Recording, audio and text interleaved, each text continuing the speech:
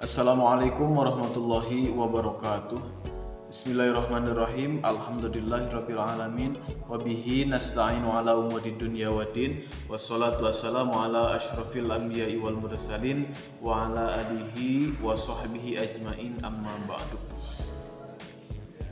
Perkenalkan, nama saya Elan Suherlan. Saya merupakan salah satu mahasiswa jurusan Pendidikan Agama Islam, yakni dari PAI 3A Institut Agama Islam Darussalam Kabupaten Ciamis.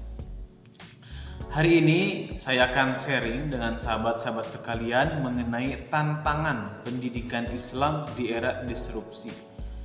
Hal ini ditujukan untuk menambah wawasan kita mengenai tantangan pendidikan Islam di era disrupsi dan juga dalam rangka memenuhi salah satu tugas, yakni tugas ujian tengah semester dari mata kuliah Filsafat Pendidikan Islam yang diampu oleh yang terhormat Bapak Dede Darisman MPDI.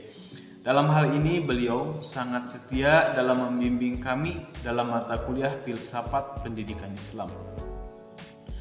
Kajian tentang konsep pendidikan tidak akan pernah ada habisnya dan selalu akan relevan dan memiliki ruang yang cukup signifikan untuk digali dan ditinjau ulang. Ada 3 alasan untuk melakukan hal tersebut. Yang pertama, pendidikan melibatkan sosok manusia yang dinamis, baik sebagai subjek pendidikan maupun sebagai penanggung jawab pendidikan.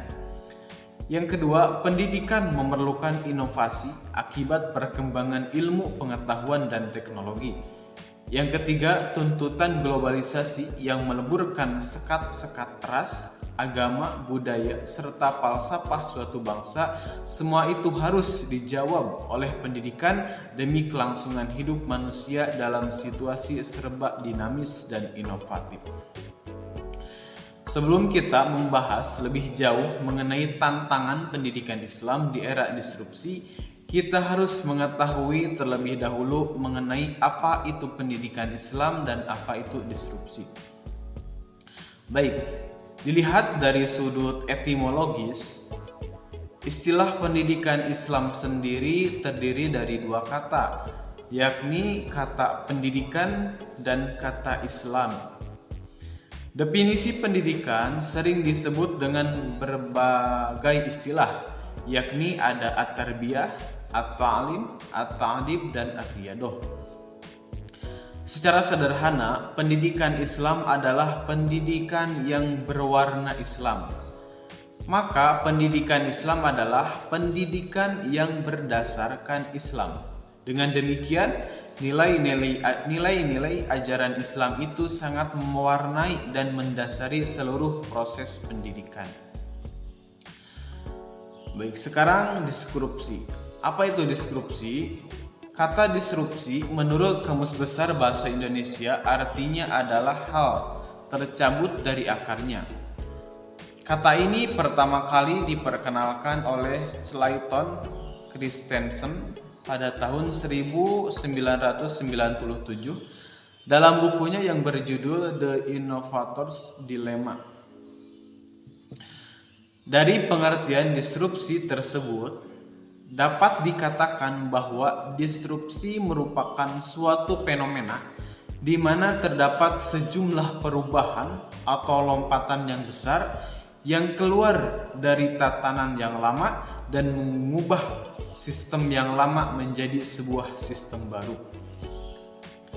Secara garis besar, disrupsi adalah kondisi di mana terjadinya inovasi yang menyebabkan perubahan secara besar-besaran atau mendasar ke dalam sistem yang baru. Disrupsi diartikan sebagai suatu era yang mana terjadi perubahan besar-besaran dan inovasi yang secara fundamental mengakibatkan perubahan pada semua tatanan, semua sistem, dan landscape yang ada menjadi cara yang baru. Era disrupsi ditandai dengan perkembangan digital yang begitu pesat, yang menuntut para penggiat pendidikan Islam untuk lebih kreatif dalam menghadirkan cara dan paradigma baru. Pada era disrupsi ini banyak perubahan yang begitu cepat terjadi. Yang paling menonjol lebih dominannya adalah akses media sosial ataupun teknologi informasi. Era disrupsi merupakan masa terjadinya inovasi dan perubahan secara masif. Masifnya inovasi itulah yang bisa mengubah berbagai sistem dari pola lama ke pola yang baru. Dalam hal ini, perguruan tinggi memiliki peran penting dalam membangun sumber daya manusia. Tatanan utama bangsa Indonesia saat ini adalah bagaimana beradaptasi terhadap globalisasi 4.0 dan akan disusul dengan era 5.0. Oleh karena itu, pemanfaatan teknologi harus dilakukan dengan bijak. Baik, itu merupakan sekilas tentang apa itu yang dimaksud dengan pendidikan Islam dan apa yang dimaksud dengan era disrupsi. Adapun kajian yang khusus yang akan kita bahas adalah tantangan bagi pendidikan Islam di era disrupsi, yaitu adanya dorongan digitalisasi sebagai pertanda percepatan disrupsi, maka akan sangat dilema bagi pendidikan Islam berubah ataupun kalah. Dengan disrupsi yang bercirikan efektif, inovatif, dan otomatisasi, maka gaya yang lama ataupun tradisionalitas dalam pengajaran, bahan dan metode pendidikan Islam harus dikemas dengan baik. Karena itu, di era disrupsi ini, murid bisa jadi sudah mencari bahan pembelajaran di internet, sehingga dia mampu mengetahui sesuatu dengan cepat. Kemudian, pemahaman pendidikan Islam akan semakin kompleks karena terbukanya informasi.